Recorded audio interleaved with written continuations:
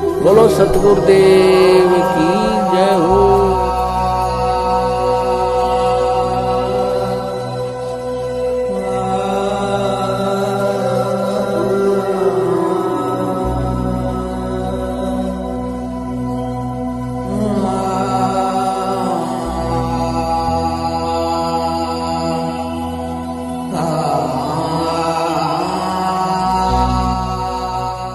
पहले तो बात है उनकी इस दलील पे विश्वास नहीं किया जा सकता पहली नजर में जी। लेकिन फिर भी ये अदालत में यह दलील दी जाएगी जो निचली अदालत होगी जिसमें केस ट्रायल होगा, उसमें अदालत क्या फैसला लेगी तो उस वक्त पता लगेगा जी। लेकिन प्रारंभिक तौर पर अगर इनको खुद को बंधक बनाया गया था, अगर हम इन्हीं की बात को सच मान लें जी, तो इनको बंधक बनाने वाले कौन थे? बिल्कुल। वो भी इन्हीं के लोग थे, इन्हीं के समर्थक थे।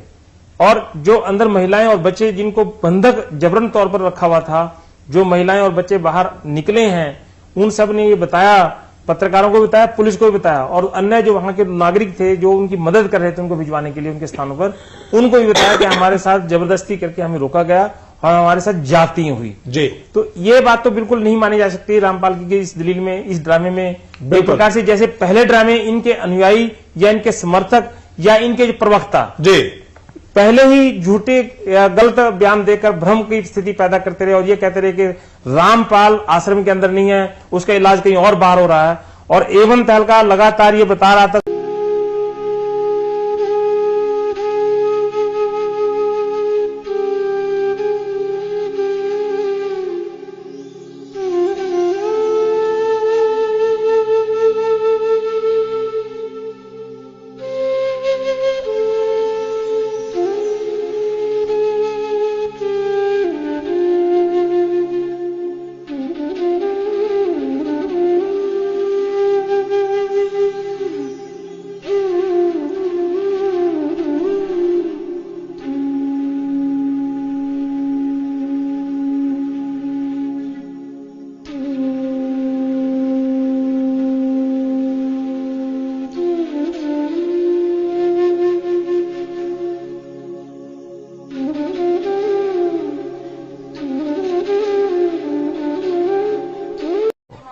हमारे साथ संत रामपाल जी के भाई महेंद्र दास भी मौजूद हैं। इनसे जानेंगे, महेंद्र दास जी, अचानक से हालात काफी बिगड़ते नजर आ रहे हैं, तो ऐसे तो काफी नुकसान होने की आशंका है। ऐसा हम तो शांतिपूर्ण तरीके से बैठे हैं, अपने आश्रम के अंदर हैं और ये बल प्रयोग करना चाहते हैं, हमें नाजायज तंग कर रहे हैं। लेकिन आश्रम के लोग भी जैसे टकराव की स्थिति में नजर आ रहे हैं, तो क्या कोई बीच का रास्ता नहीं निकल सकता? बीच का तो यही है कि माननीय न्यायाधीश को चाहिए कि अपने पर विचार करे। हमको डकैत नहीं है, इतना बड़ा ये केस नहीं है, एक कोर्ट की अवमानना केस उन्होंने खुद बनाया और खुद सुन रहे हैं, इसमें न्याय की उम्मीद है। लेकिन जिस तरह से पुलिस कह रही है यहाँ तो गिरफ्तारी करनी पड़ेगी क्योंकि हाईकोर्ट के आदेश हैं, तो क्या संत रामपाल आत्मसमर्पण कर सकते हैं? अब वो यहाँ है ही नहीं, तो स्वास्थ्य इलाज करवा रहे हैं, बाहर गए हैं, उनको बाहर शिफ्ट कर दिया हमने परसों। लेकिन क्या वो आत्मसमर्पण करने के लिए तैयार हो जाएंगे?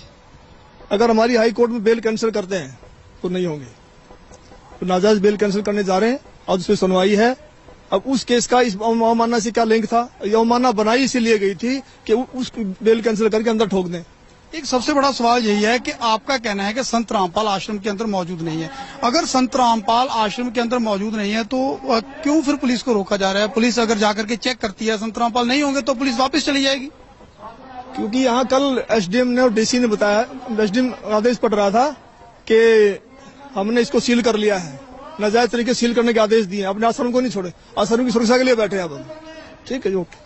तो ये थे महेंद्र दास, संत रामपाल के भाई हैं और जो आश्रम के प्रवक्ता राज कपूर ने हमसे बात की। इनका कहना है कि आश्रम के लोग किसी भी हाल में पीछे नहीं हटेंगे, यानी कि अगर पुलिस आगे जाएगी तो इनका कहना है कि यह लोग अपनी जान तक देने के लिए तैयार हैं। यानी कि सीधा सीधा कह सकते हैं कि टकराव की स्थिति यहाँ पर पैदा हो चुकी है। अब देखना होगा कि ऐसे हालातों में आखिर इस मामले का निपटारा कैसे होगा, कैसे हाईकोर्ट के आदेश का पालन होगा और कैसे हो पाएगी संत रामपाल की गिरफ्तारी। कैमरामैन सुमित क्लियर के साथ नृपिंदर सिंह ब्राड़, एबीपी न्यूज, बरवाला, हिसार।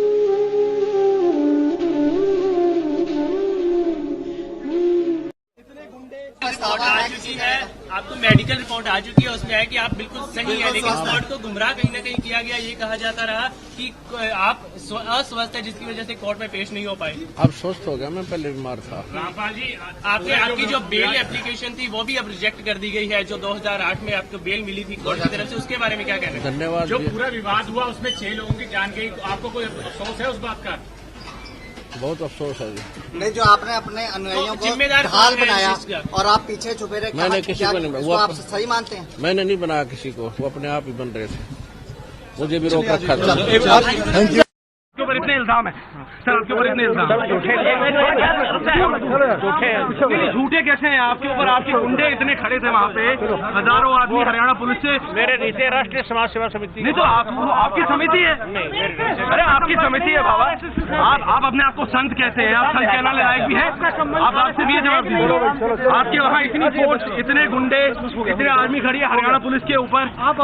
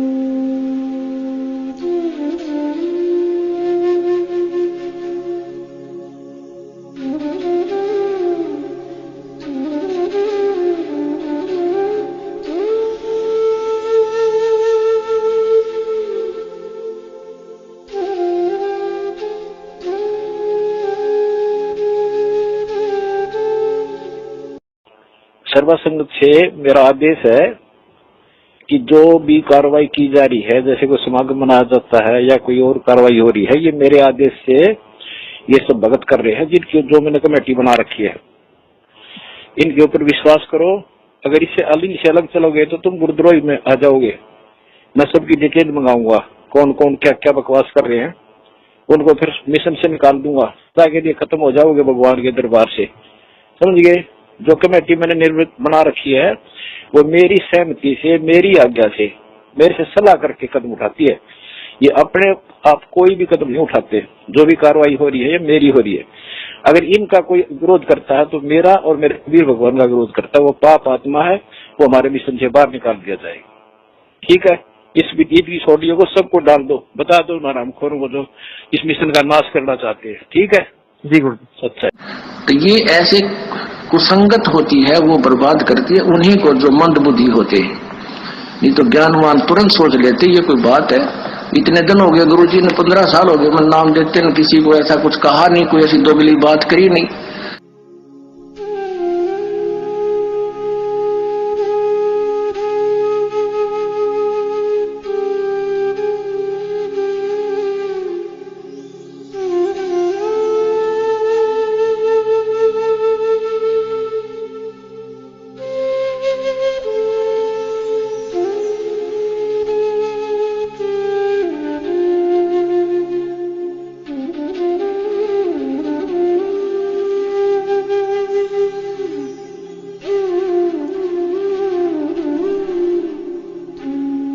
इस बारे में आपकी क्या राय है? हमारा संत रामपाल जी को और उसकी संगत को बहुत बहुत धन्यवाद।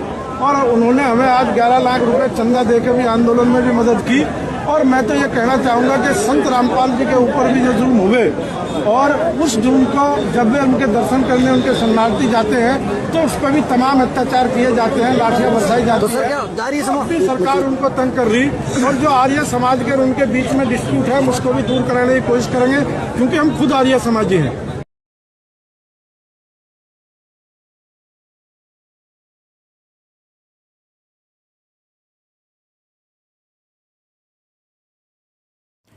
सत साहिब जी, अब सबसे पहले तो हमने करना ये है, जिस आत्मा ने परमपिता परमेश्वर सतगुरु रामपाल जी महाराज जी की सत भक्ति करके अपना आत्म कल्याण करवाना है, सबसे पहले उस आत्मा ने अपने दिलो दिमाग में इस बात को बैठा लेना चाहिए सृष्टि रचना को बार बार सुनकर और सतगुरुदेव जी के सत्संगों को आधार बनाकर कि वर्तमान में पृथ्वी पे कबीर परमात्मा मौजूद है, धरती पे भगवान है, और जिस आत्मा का दिल और उसकी आत्मा इस बात को स्वीकार कर लेगी, वो आत्मा कभी भी ज्ञान आधार से दूर होकर मनमाने तरीके से ना ही तो चल सकती है, और यदि मनमाने तरीके से कोई अन्य व्यक्ति उसको भक्ति मार्ग पर चलने की सलाह दे तो वो व्यक्ति कभी भी उसके झांसे में नहीं आ सकता है। क्योंकि सतगुरुदेव जी ने बताया कि जब तक आप अपने गुरु को परमात्मा के रूप में नहीं देखोगे तब तक तो आपकी भक्ति शुरू भी नहीं होती है, चाहे आपने कोई सा भी नाम ले रखा है। तो सबसे पहले तो हमने आदरणीय गरीबदास जी महाराज जी की जो वाणी है कि गुरु को मानुष कर जानते ते नर कहिए अंध और मैं दुखी संसार में आ गए यम के फंद, अपने ऊपर इस वाणी को बिल्कुल भी लागू नहीं होने देना है।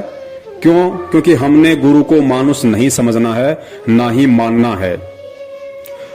और जिस आत्मा को यह समझ में आ गया कि गुरु रूप में इस पृथ्वी पे वर्तमान में साक्षात कबीर परमेश्वर मौजूद हैं, तो वो आत्मा विश्वास आधार से इस भक्ति पे दृढ़ होकर लगी रहेगी।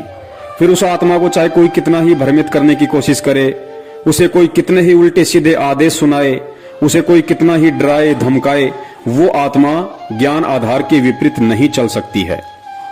तो सबसे पहले हमने ये देखना है कि हिसार जेल में जो बैठे हैं वे सतगुरु रामपाल जी महाराज जी नहीं बल्कि कबीर परमेश्वर हैं।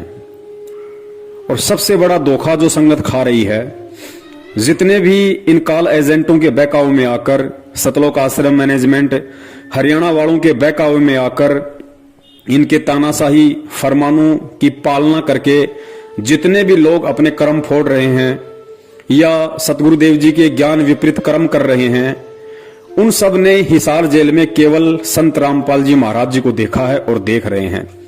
वो आत्माएं हिसार जेल में कबीर परमेश्वर को नहीं देख रही। उन्हें लगता है कि संत रामपाल जी महाराज जी एक संत हैं, एक गुरु है, और परमात्मा तो कबीर जी हैं जो सतलोक में बैठे हैं। और यही कारण है कि वो आत्माएं पिछले 6 वर्षों से धोखे पे धोखे खाए जा रही हैं। पुण्यात्माओं, विचार करना, 1 सेकंड के लिए आप भूल जाइए कि हिसार जेल में संत रामपाल जी महाराज बैठे हुए हैं। आप हिसार जेल में उस कबीर परमेश्वर को देखिए जिनकी हम दाढ़ी मूंछ वाली फोटो देखते हैं। आप भूल जाइए कि कोई संत रामपाल जी महाराज जी भी हैं। आप ये देखिए कि हिसार जेल में वर्तमान में जो बैठे हैं वे कबीर परमेश्वर बैठे हैं, सफेद दाढ़ी मूंछ वाले बैठे हैं। और जब आप उस कबीर परमेश्वर को सफेद दाढ़ी मूंछ वाले रूप में हिसार जेल में बैठा हुआ देखेंगे, और उसके बाद यदि आपसे कोई कहे कि हिसार जेल से कबीर परमेश्वर जी के आदेश आए हैं कि हमने हरियाणा की कांग्रेस सरकार को वोट डालना है, बीजेपी को हराना है, उसके 6 महीने बाद में आदेश आए कि हमने दिल्ली में केजरीवाल को हराना है और नरेंद्र मोदी की बीजेपी वाली पार्टी को जिताना है, जैसा कि सतलोक आश्रम मैनेजमेंट हरियाणा वालों ने ये सब नाटक किए हैं। संगत से कभी कांग्रेस को वोट डलवाए हैं तो कभी बीजेपी को वोट डलवाए हैं।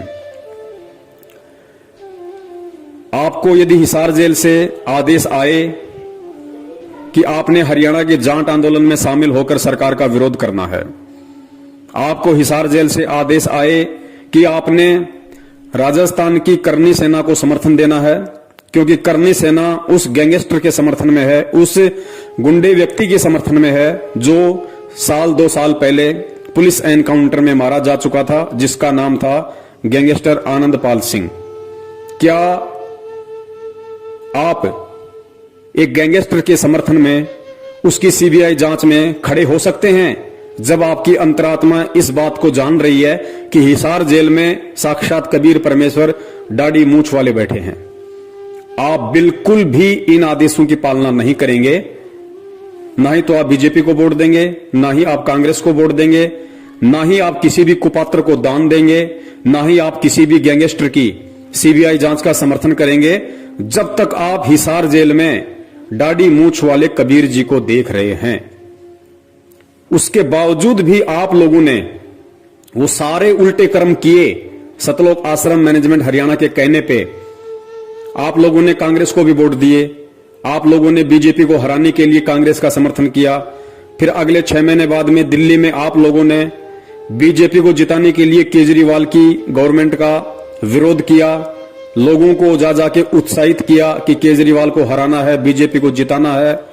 उसके बावजूद भी आप लोगों ने उसी गैंगस्टर आनंदपाल सिंह की सीबीआई जांच का समर्थन किया और आपने उसी राजपूत करनी सेना को राजस्थान के अजमेर में एक सभा के दौरान 5 लाख रुपए का चेक दिया। और उसके बाद उसी राजपूत करनी सेना का जब भिवानी के अंदर सम्मेलन था तो वहां भी आप लोग शामिल हुए।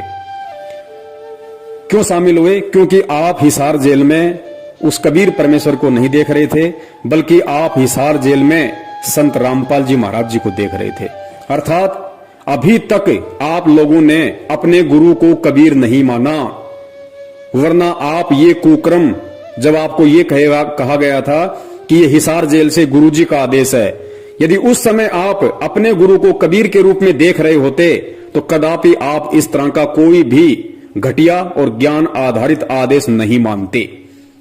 तो यही सबसे बड़ी भूल हमने 650 साल पहले की थी और यही भूल हम वर्तमान में दोहराने जा रहे हैं कि हम गुरु को मानुष मान रहे हैं।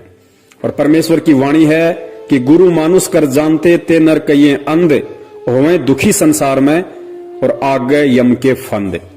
तो सबसे पहले तो हमने इस बात को अपने दिलो दिमाग से निकाल देना है कि हम किसी सामान्य संत या किसी सामान्य व्यक्ति की शरण में हैं। हम जिस समर्थ की शरण में हैं वो स्वयं कबीर परमेश्वर है। और जब आपको इतना यकीन हो जाएगा तो आप ना ही तो किसी भी फर्जी नामदान केंद्र पे जाओगे, ना ही आप किसी को इन फर्जी नामदान केंद्रों से नाम दीक्षा दिलवाओगे, ना ही आप इन फर्जी नामदान केंद्रों से अन्य कोई दूसरा नाम लेने के लिए जाओगे, ना ही आप किसी हिसार की तारीखों पे घुटने तोड़ते हुए 10 गालियां खुद खाने और 10 गालियां अपने गुरुदेव को दिलवाने के लिए जाओगे, ना ही आप इन मनवस सतलोक आश्रम मैनेजमेंट हरियाणा वालों के किसी भी तानाशाही फरमान को मानोगे, क्योंकि आपकी आत्मा स्वीकार कर चुकी है कि मैं जिसकी शरण में हूं वो साक्षात कबीर है। और कबीर कभी भी दोगली बात नहीं कर सकता, कबीर कभी भी अपने भक्ति विधान के खिलाफ कोई भी आदेश नहीं दे सकता। तो सबसे पहले हमने गुरु को परमेश्वर मानना है, हृदय से आत्मा से स्वीकार करना है। और यह तब होगा जब हम सृष्टि रचना को बार बार सुनेंगे और सत्संगों की प्रत्येक लाइन पे गहनता से विचार करेंगे कि गुरुदेव इस सत्संग में किस वाणी का और क्या मतलब हमें समझाना चाहते हैं। उसके बाद में जिन लोगों को इन फर्जी नामदान केंद्रों से सन 2014 के बाद से नाम मिल चुका है, चाहे आपको प्रथम नाम मिल चुका है, चाहे आपको शतनाम मिल चुका है, और आज यदि आपको सच्चाई का पता चल गया है तो आपने सपने में भूलकर भी इन नामदान केंद्र और इन नामदान केंद्रों पर बैठे कुपात्रों की शकल तक नहीं देखनी है, वरना आप बहुत बड़े दोषी होगे। क्योंकि बरवाला कांड करवाने में मुख्य भूमिका सतलोक आश्रम मैनेजमेंट हरियाणा की ऊपर वीडियो में आप जी देख चुके हैं। और वही सतलोक आश्रम मैनेजमेंट हरियाणा का मुखिया महेंद्र भगोड़ा वर्तमान में सभी नामदान केंद्र खोल के बैठा है गुरु की आड़ में। तो आप यदि इन नामदान केंद्रों पे जाते हो, इन कुपात्रों को ज्योति पाठ दान का पैसा देते हो, इन कुपात्रों के फर्जी आदेशों को मानते हो, या इन कुपात्रों के कहने से आप जी गुरु जी की तारीखों पर हिसार में जाते हो व्यर्थ में अपना समय और पैसा बर्बाद करने, तो आप जी अभी अपने गुरु को कबीर परमेश्वर नहीं मान पाए हैं और आप जी भक्ति मार्ग में धोखा खा रहे हो। तो हमने बिल्कुल भी इन लोगों से किसी भी प्रकार का आध्यात्मिक संपर्क नहीं रखना है। तो जिन लोगों ने प्रथम नाम और सतनाम ले लिया है अनजाने में इन नामदान केंद्रों से, अब आगे उन्होंने इन नामदान केंद्र वालों से, सतलोक आश्रम मैनेजमेंट हरियाणा से, गुरुजी के परिवार वालों से और हर उस व्यक्ति से, चाहे वो भगत ही क्यों ना हो, जो सतगुरु के ज्ञान को आधार बनाकर नहीं चल रहा है और देखा देखी में चल रहा है, भेड़ चाल में, उस व्यक्ति से हमारा किसी भी प्रकार का कोई संबंध नहीं होना चाहिए। क्योंकि परमेश्वर कहते हैं कबीरा तहां जाइए रह संतन की प्रीत, इष्ट मिले और मन मिले, मिले सकल रस रीत। परमेश्वर कहते हैं भगत ने केवल उसी व्यक्ति या भगत के पास बैठना चाहिए जिसके रीति रिवाज, जिसका मन, जिसका इष्ट, जिसके कायदे कानून सेम हो, मिलते हों। तो वर्तमान में संगत में दो ग्रुप हैं। एक ग्रुप सतलोक आश्रम मैनेजमेंट हरियाणा जो बिल्कुल देखा देखी और अंधा होकर चल रहा है, दूसरा ग्रुप है सत्सेवक जो परमेश्वर के ज्ञान को आधार बना के चल रहे हैं। उसके बाद में जिस व्यक्ति ने अभी तक संत रामपाल जी महाराज जी से नाम दीक्षा नहीं ली है और जो व्यक्ति केवल उनके सत्संग ही सुन रहा है और उस व्यक्ति को ये सच्चाई मालूम पड़ चुकी है हमारी वीडियो देखकर, तो उस व्यक्ति ने भूल कर भी इन नामदान केंद्रों से कोई भी नाम दीक्षा नहीं लेनी है। उस व्यक्ति ने सबसे पहले गहनता से सत्संग सुनने हैं, सत्संगों को आधार बनाना है और सारी सच्चाई से परिचित होकर उस व्यक्ति ने जब तक सतगुरु रामपाल जी महाराज जी हिसार जेल से बाहर नहीं आते हैं तब तक उसने संकल्प नाम दीक्षा के माध्यम से भक्ति शुरू कर देनी है। संकल्प नाम दीक्षा क्या है, संकल्प नाम दीक्षा के माध्यम से भक्ति कैसे शुरू होगी, संकल्प नाम दीक्षा के अंतर्गत हमने क्या क्या करना पड़ेगा, वो सारी विधि एक 2.5 घंटे का वीडियो हम सत्सेवकों ने बना रखा है। वीडियो का लिंक इसी वीडियो के डिस्क्रिप्शन बॉक्स में आपको मिल जाएगा, आप उसको देख लीजिए, अच्छी तरह से उसको देखिए, समझिए, उसके बाद आप जी संकल्प नाम दीक्षा लें और अपने घर में भगवान को प्रकट करें। इसके अलावा आपने किसी भी प्रकार का ज्योति पाठ या दान का पैसा किसी भी उस कुपात्र व्यक्ति को नहीं देना है जो सतगुरु रामपाल जी महाराज जी के फर्जी आदेश बताकर पिछले 6 साल से संगत को लूटने में लगा हुआ है। गुरुदेव कहते हैं कि गुरु बिन दान पुण्य जो कर ही मिथ्या होय कभू न फल ही। और गुरुदेव कहते हैं कि गुरु बिन माला फेरते गुरु बिन देते दान, गुरु बिन दोनों निष्फल है चाहे पूछो वेद पुराण। और परमात्मा कहते हैं गुरु बिन होम यज्ञ जो साधे औरो मन 10 पातक लागे, यानी बिना गुरु की आज्ञा के, बिना गुरु के आदेश के। और यदि आपने उस कुपात्र व्यक्ति को दान धर्म ज्योति पाठ का पैसा दे दिया, हवन यज्ञ करवा लिया, उसके यहां पे आपने पाठ करवा लिया, तो आप जगत वालों से 10 गुना ज्यादा दोषी परमेश्वर की नजरों में बन जाओगे। तो हमने ये गलती अब भूल कर भी नहीं करनी है, क्योंकि जब हमें विश्वास हो जाएगा और हमारी अंतरात्मा इस बात को स्वीकार कर लेगी कि मेरा गुरु साक्षात कबीर है, तो आपको यह भी विश्वास हो जाएगा कि वो कबीर हिसार की जेल में बैठने के लिए नहीं आया है, उस कबीर का कोई खेल है। वो कबीर एक तीर से अनेकों शिकार करता है और पहला शिकार उसका यही है कि इस भक्ति मार्ग में सबसे बड़ा रोड़ा यदि कोई बनता है, सबसे बड़ा रोड़ा यदि ये काल किसी को बना के खड़ा करता है, तो उसी सतगुरु के परिवार को, भाई बंधुओं को, रिश्तेदारों को निमित्त बनाकर खड़ा करता है। तो सतगुरु रामपाल जी महाराज जी ने सबसे पहले इस सतलोक आश्रम मैनेजमेंट हरियाणा अपने परिवार वाले, अपने रिश्तेदार, जो भी ये मैनेजमेंट है, जितने भी कोऑर्डिनेटर हैं, नामदान संचालक है, इन सबको ज्ञान आधार से प्रत्येक भगत के हृदय में ये जमा देना है कि हमने यदि भक्ति करनी है, यदि कबीर की भक्ति करनी है, हमने यदि सतलोक जाना है, तो हमने केवल और केवल अपने सतगुरुदेव जी के वचन और उनके ज्ञान को ही आधार बनाकर चलना पड़ेगा। और सतगुरु का उसके सत्संगों के अतिरिक्त अन्य कोई भी किसी प्रकार का आदेश नहीं होता है। सतगुरु का जो भी आदेश है वो उनका सत्संग है। सत्संगों से बाहर सतगुरु कभी भी दोगली बात करते हुए अन्य आदेश नहीं देता है। जिस प्रकार इन लोगों ने उसी कबीर परमेश्वर का नाम लेकर हमसे राजनीतियां करवा दी, हमसे आरक्षणबाजियां करवा दी, हमें अनेक प्रकार के सामाजिक संगठनों के धरनों में बैठा दिया, हमसे राजनीतिक पार्टियों का समर्थन और उनकी वोटिंग के लिए गली गली गांव गांव जाकर हाथ फैलवा दिए, हमारे से गुंडों की सीबीआई जांच करवा दी, कुपात्रों को लाखों की संख्या में, करोड़ों में दान दिलवा दिया। तो हमने अब ये गलतियां बिल्कुल भी नहीं करनी है। उसके बाद जिस आत्मा ने ज्योति या पाठ करवाना है या जिसकी इच्छा है, क्योंकि परमेश्वर कहते हैं कि साल में एक बार पाठ का संकल्प अवश्य करवाना चाहिए। तो साल में एक बार का मतलब है, वर्तमान में गुरुदेव जेल में है, आज हमारे बीच में शरीर रूप में नहीं है, तो परमेश्वर ने उसकी विधि बता रखी है। परमेश्वर ने कहा कि साधु भूखा भाव का, धन का भूखा नाही, और जो कोई धन का भूखा वो साधु भी नहीं।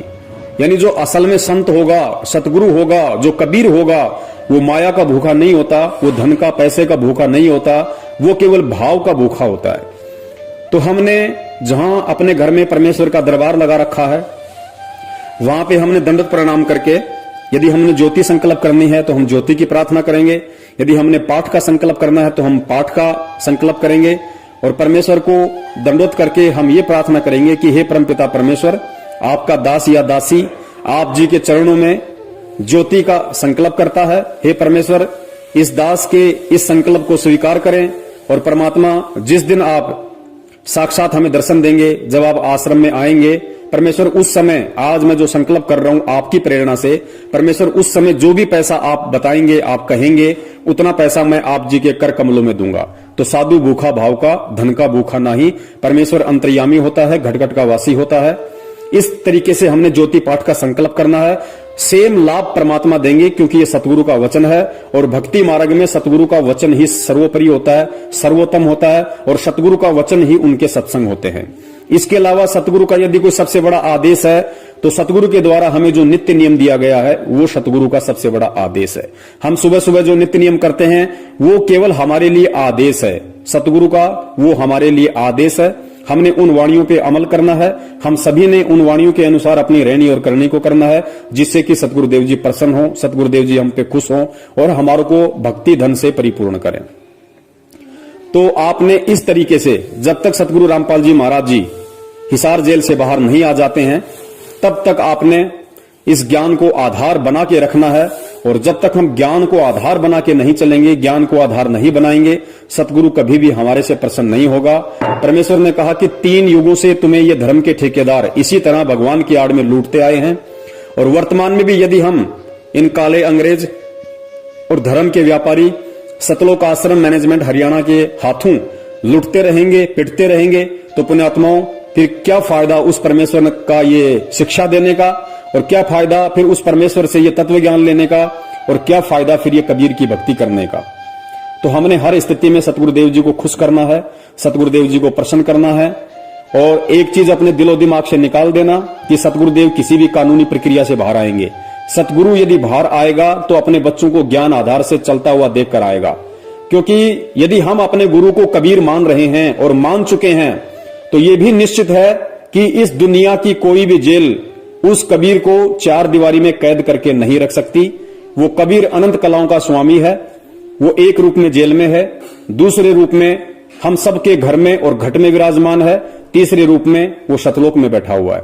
और परमेश्वर भी कहते हैं कि मोकू कहां ढूंढे रे बंदे, मैं तो तेरे पास में। परमेश्वर हमें रोज संध्या आरती में पढ़ाते हैं कि घट ही में गंगा, घट ही में यमुना और घट ही में है जगदीश, सतगुरु तारेंगे। तो जब तक हम इन वाणियों पर विश्वास और अमल नहीं करेंगे और हम उस कबीर परमेश्वर को, उस गुरुदेव को यदि हम अपनी अज्ञानता और मूर्खता के चलते हम उनको नामदान केंद्रों पे देखेंगे, हम उनको हिसार में देखेंगे, हम उनको मैनेजमेंट के जो कि काल एजेंट है उसके सत्संगों में देखेंगे, तो पुण्यात्माओं हम कभी भी उस परमात्मा के दिल में जगह नहीं बना पाएंगे और कभी भी हम ज्ञान आधार से इस भक्ति पे नहीं चल पाएंगे। और जब तक हम ये दोनों गलतियां करते रहेंगे परमात्मा कभी भी हम पे प्रसन्न नहीं होगा। तो आप सभी ने इस ज्ञान को आधार बनाकर सतगुरुदेव जी को प्रसन्न करना है और अपने भक्ति धन को बचा के रखना है। कोई भी काल एजेंट, कोई भी काल का दूत हमें किसी भी मोड़ पे कोई भी उल्टा आदेश बताकर लूट ना सके। सतगुरुदेव जी ने तो एक समय यहां तक कहा था अपने बच्चों पे विश्वास करके कि बच्चों, जिस व्यक्ति ने 2 से 3 साल तक इस ज्ञान को सुन लिया उसको ब्रह्मा विष्णु महेश भी आ जाए तो उसको भ्रमित नहीं कर सकता।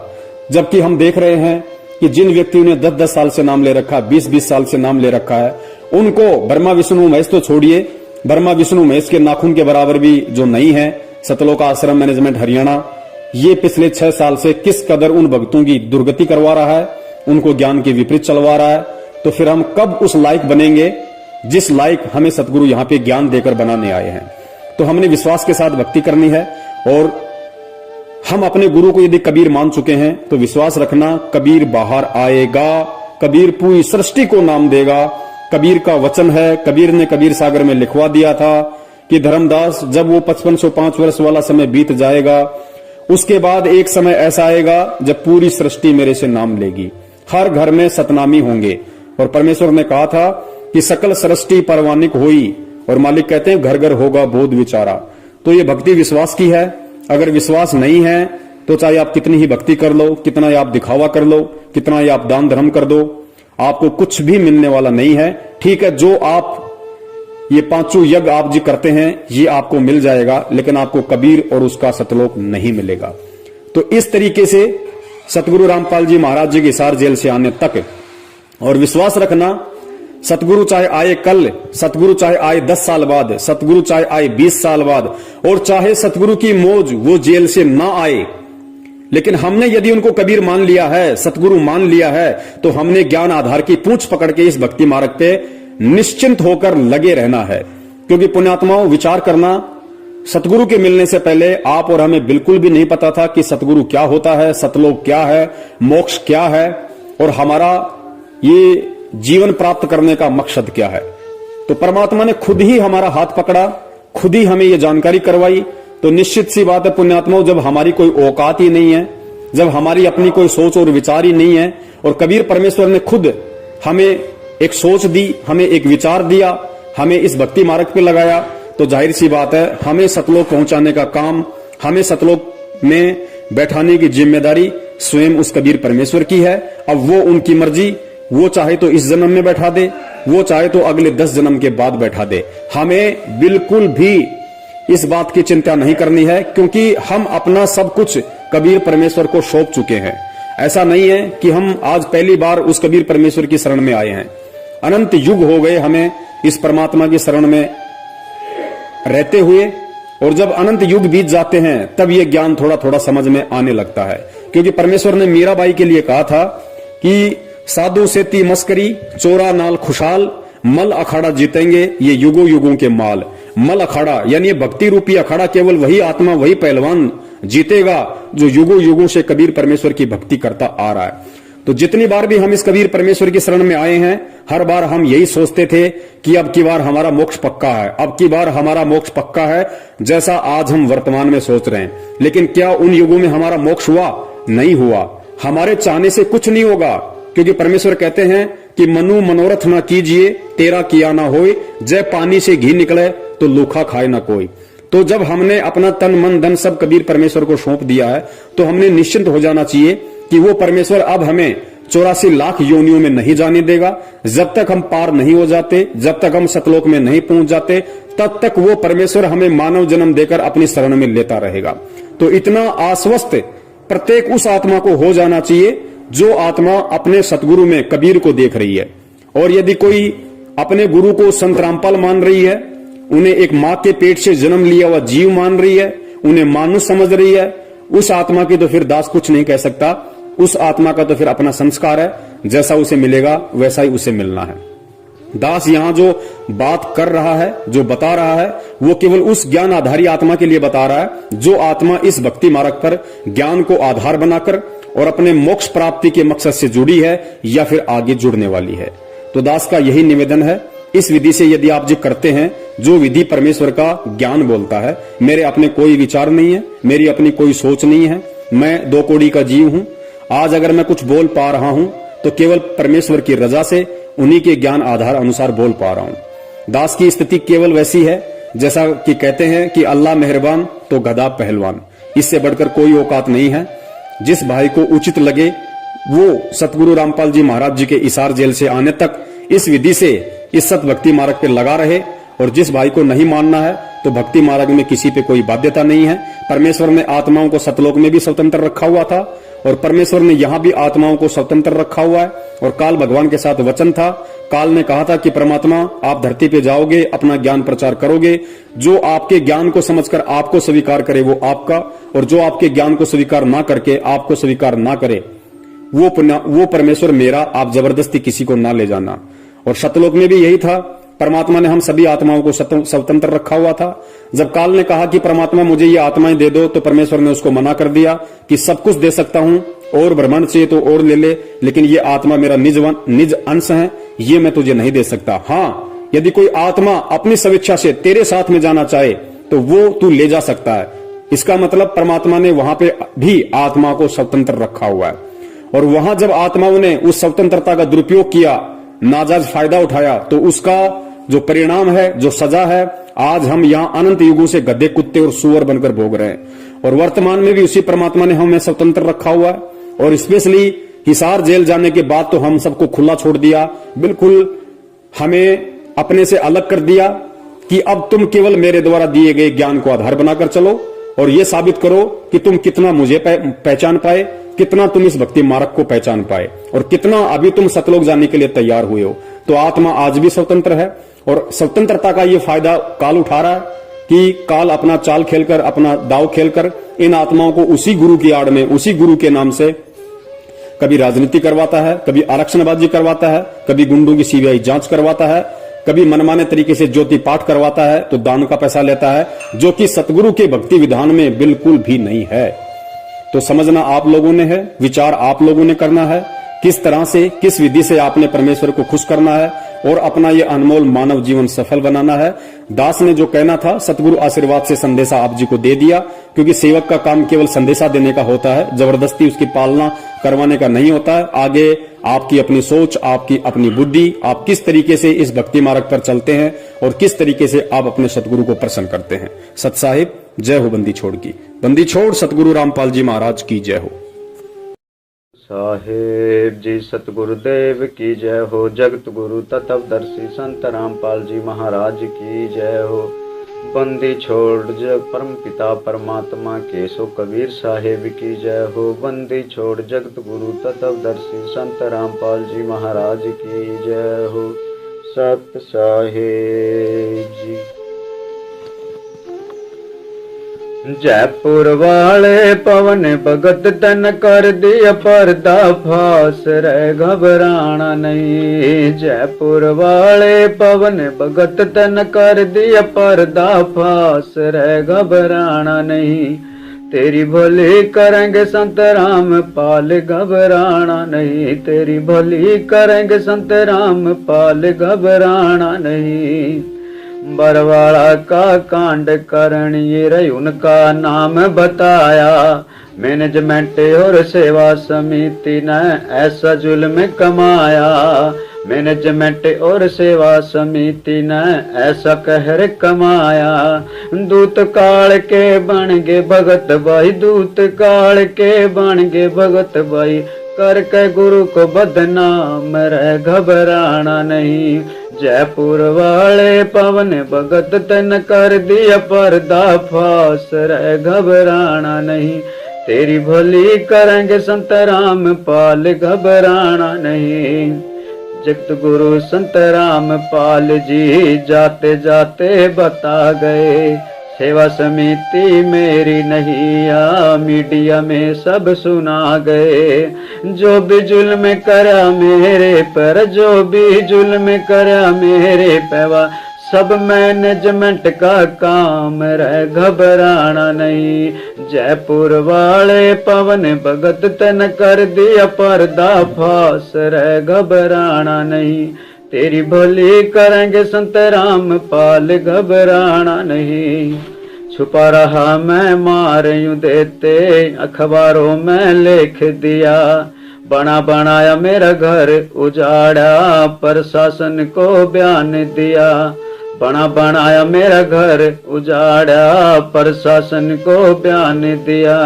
मैनेजमेंट और सेवा समिति ने, मैनेजमेंट और सेवा समिति ने कर दिया जीना हराम, रह घबराना नहीं। जयपुर वाले पवन भगत तन कर दिया पर्दा फास, रह घबराना नहीं। तेरी भली करेंगे संत राम पाल, घबराना नहीं। पुलिस रिमांड में राम पाल जी ने सीधे तौर पर नाम धरा। राम कुमार डाका बलजीत राजेंद्र ने जुल्म करा। राम कुमार डाका बलजीत राजेंद्र ने जुल्म करा। राज कपूर साथ में शामिल, राज कपूर साथ में शामिल। कर बरवाड़ा का कांड, रह घबराना नहीं। जयपुर वाले पवन भगत तन कर दिया पर्दा फास, रह घबराना नहीं। तेरी भली करेंगे संत राम पाल, घबराना नहीं। जगत गुरु को झूठ बताया मैनेजमेंट वालों ने, निर्दोष गुरु को दोषी बनाया इस सेवा समिति वालों ने। निर्दोष गुरु को दोषी बनाया सेवा समिति वालों ने। सजा करा कर उम्र कैद की, सजा करा कर उम्र कैद की। करे गुरु जी पे एहसान, रह घबराना नहीं।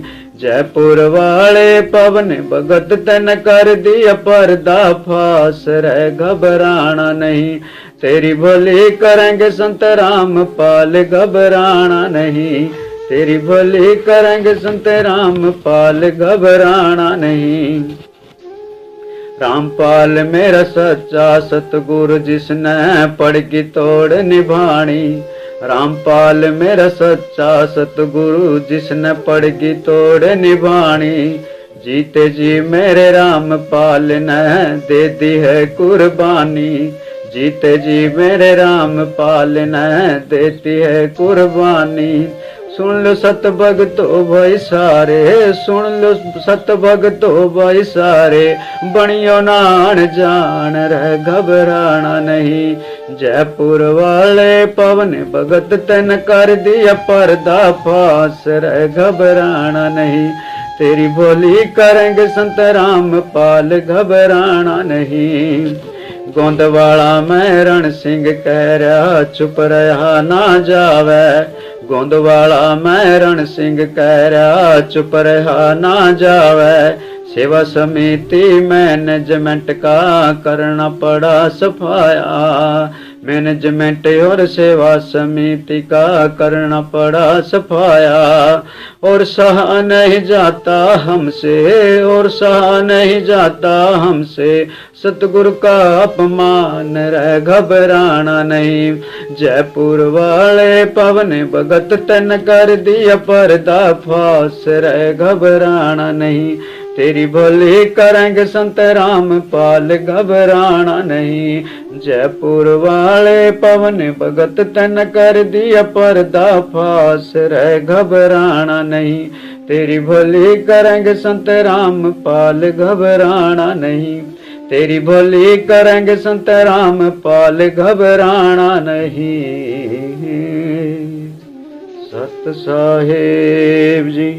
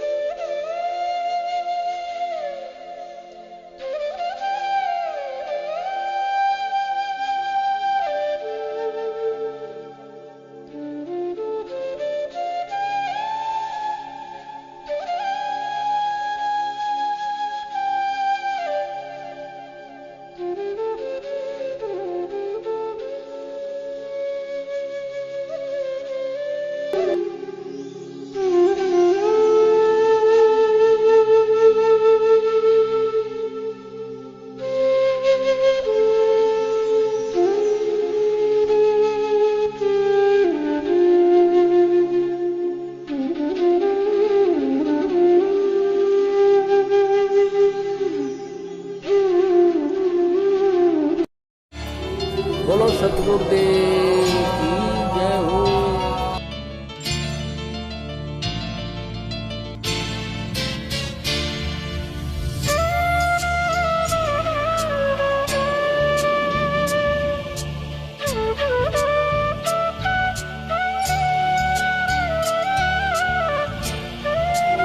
बोलो सतगुरुदेव